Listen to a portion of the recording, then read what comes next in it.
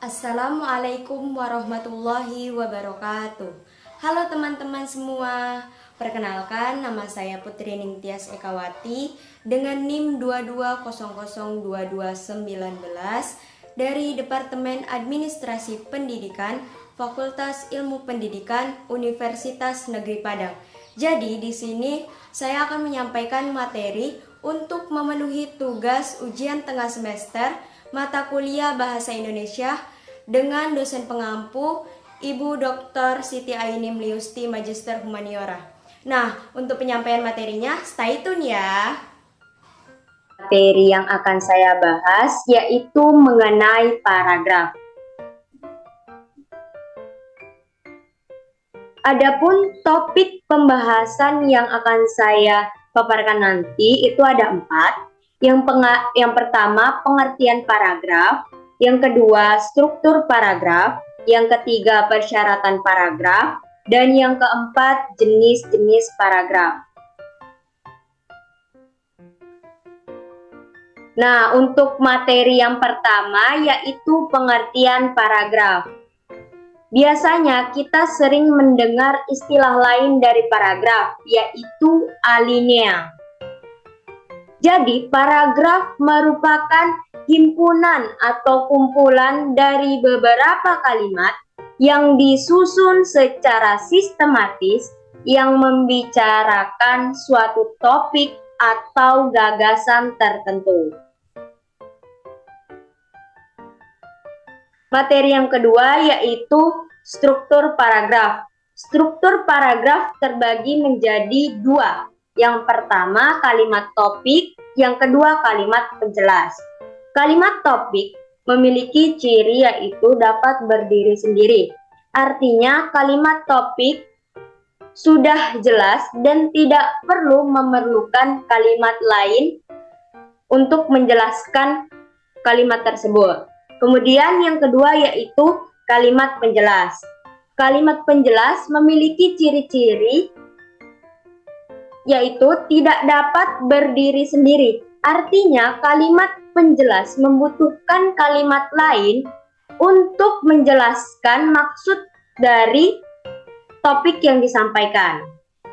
Kalimat penjelas biasanya berisi tentang deskripsi suatu topik itu, contoh-contoh dari topik itu, dan untuk memperjelas kalimat topik. Nah, materi yang ketiga ada persyaratan paragraf. Persyaratan paragraf ada 4. Yang pertama yaitu kesatuan. Paragraf dianggap memiliki kesatuan ketika suatu paragraf memiliki kalimat yang hanya membahas satu topik saja. Kemudian persyaratan yang kedua yaitu koheren.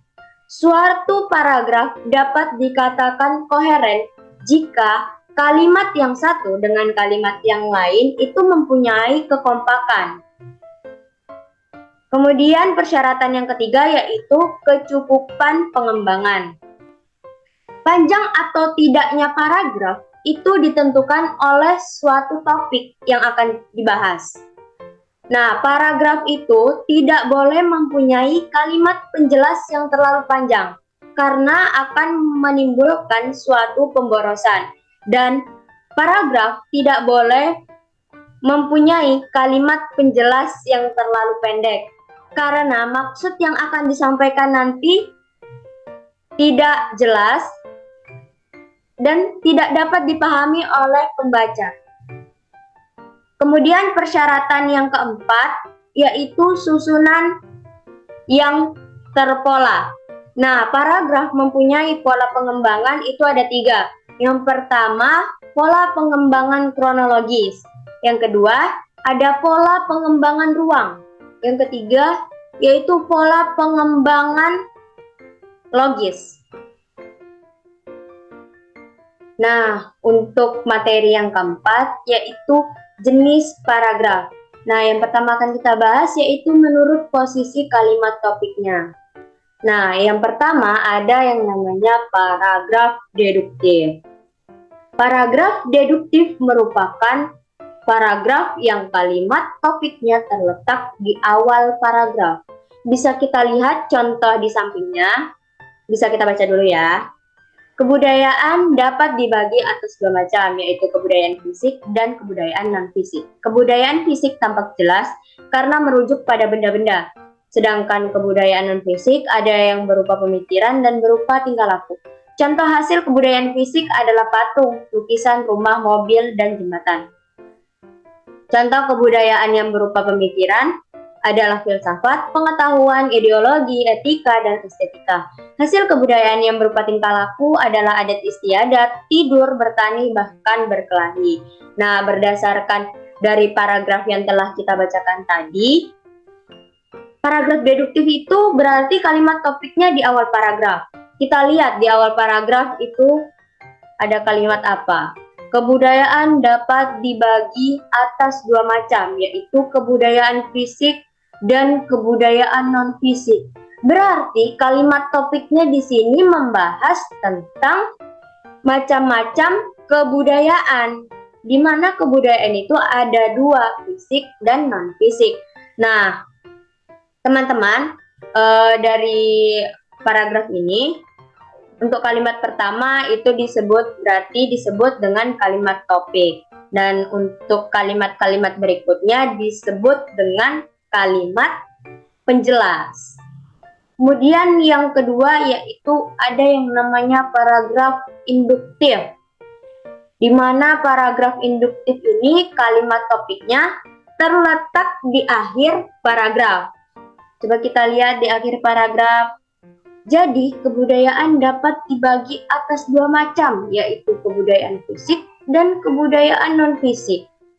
Nah, berarti untuk yang di awal paragraf ini berarti termasuk kepada kalimat penjelas, sedangkan di akhir paragraf termasuk kepada kalimat topik.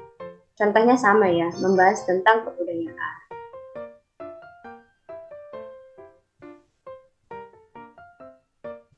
Nah, selanjutnya masih di jenis paragraf menurut posisi kalimat topiknya ya. Yang ketiga yaitu ada yang namanya paragraf campuran. Paragraf campuran merupakan gabungan antara paragraf deduktif dan paragraf induktif, di mana kalimat topiknya terletak di awal dan di akhir. Nah, ini ada contoh, kita baca dulu ya. Pemerintah menyadari bahwa rakyat Indonesia memerlukan rumah murah, sehat, dan kuat. Departemen PU sudah lama menyelidiki bahan rumah yang murah tetapi kuat. Agaknya bahan perlit yang diperoleh dari batu-batuan gunung berapi sangat menarik perhatian para ahli. Bahan ini tahan api dan tahan air. Lagi pula bahan perlit dapat dicetak menurut keinginan seseorang. Usaha ini menunjukkan bahwa pemerintah berusaha membangun rumah murah, sehat, dan kuat untuk memenuhi keperluan rakyat. Jadi kalimat topik yang dibahas pada paragraf ini yaitu tentang pemerintah yang berusaha membangun rumah murah, sehat, dan kuat. Ini bisa dilihat, ini ada di board ya. Yang awal kalimat, kemudian yang awal paragraf, kemudian yang akhir paragraf. Berarti yang dari departemen sampai seseorang ini termasuk kepada kalimat penjelas yang menjelaskan tentang kalimat topik tadi. Nah, kemudian ada yang namanya paragraf penuh kalimat topik, di mana semua paragraf dianggap sama pentingnya, dianggap topik. Nah, biasanya paragraf penuh kalimat topik ini jenis paragrafnya atau karangannya biasanya berbentuk narasi atau menceritakan suatu kejadian.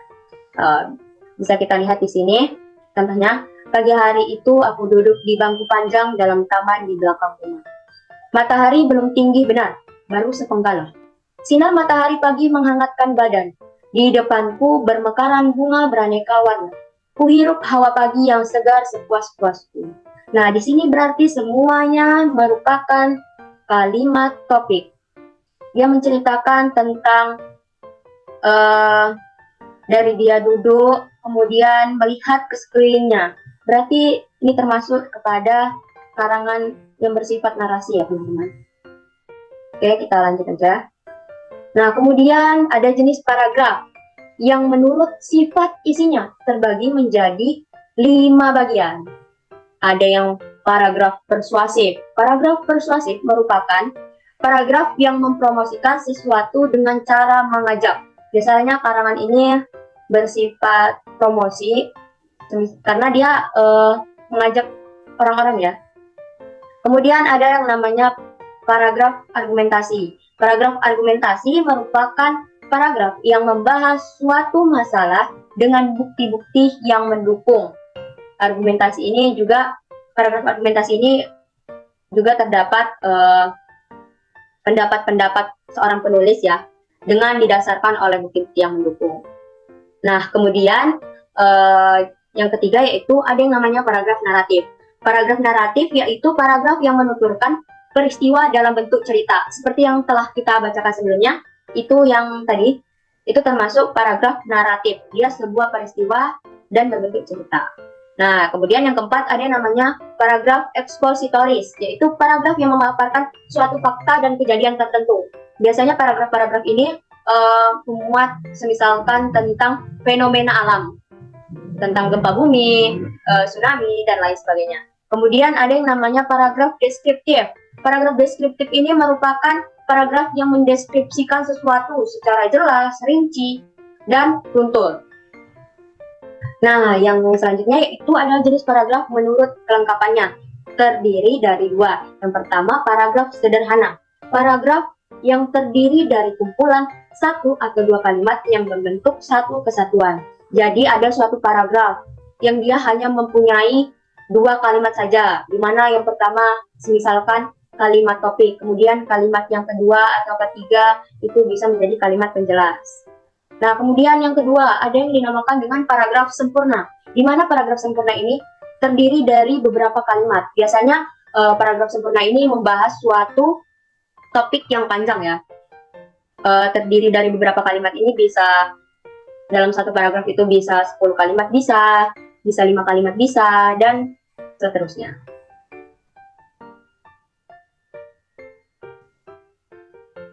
Kemudian jenis paragraf menurut fungsi paragrafnya itu ada 3. Yang pertama itu ada paragraf pembuka.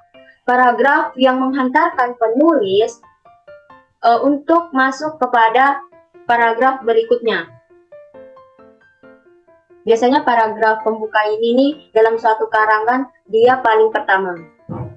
Kemudian ada jenis paragraf menurut fungsi paragraf yang kedua, yaitu paragraf pengembang. Paragraf pengembang ini merupakan paragraf yang berada di antara paragraf pembuka dan paragraf penutup. Fungsinya untuk menjelaskan suatu topik yang telah ditentukan. Bisa berupa fakta-fakta, contoh-contoh, dan deskripsi panjang lainnya. Nah, yang ketiga itu ada yang namanya paragraf penutup. Paragraf yang memiliki fungsi memaparkan kesimpulan dari paragraf pembuka dan paragraf pengembang atas topik yang telah ditentukan. Biasanya dalam suatu karangan, paragraf penutup ini terletak di akhir. Jadi, adapun kesimpulan dari materi yang telah saya sampaikan tadi, yang pertama itu paragraf merupakan kumpulan dari beberapa kalimat yang pasti membahas suatu topik. Nah, paragraf juga biasa disebut dengan alinea. Kemudian paragraf itu biasanya menjorok ke dalam, dia masuk ke dalam. Kemudian yang kedua itu struktur paragraf, ada kalimat topik dan kalimat penjelas. Kemudian yang ketiga, paragraf yang baik harus memiliki syarat-syarat. Nah, syarat-syaratnya yang sudah saya jelaskan itu ada 4. Kesatuan, koheren, cukup dalam pengembangan, dan berpola. Kemudian yang keempat yaitu paragraf memiliki jenis-jenis. Ada banyak sekali jenis-jenis paragraf yang bisa dilihat berdasarkan posisi kalimat topik, sifat isinya, kelengkapannya, dan fungsi paragrafnya.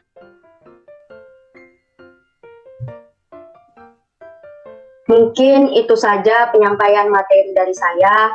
Jika ada kesalahan, mohon dimaafkan. Terima kasih untuk teman-teman yang sudah menonton. Semoga videonya bisa bermanfaat. Sebelum saya akhiri, saya punya pantun. Hari Senin bersih-bersih. Pasang bendera biar berkibar. Cukup sekian dan terima kasih. Maaf jika presentasinya panjang lebar. Wassalamualaikum warahmatullahi wabarakatuh.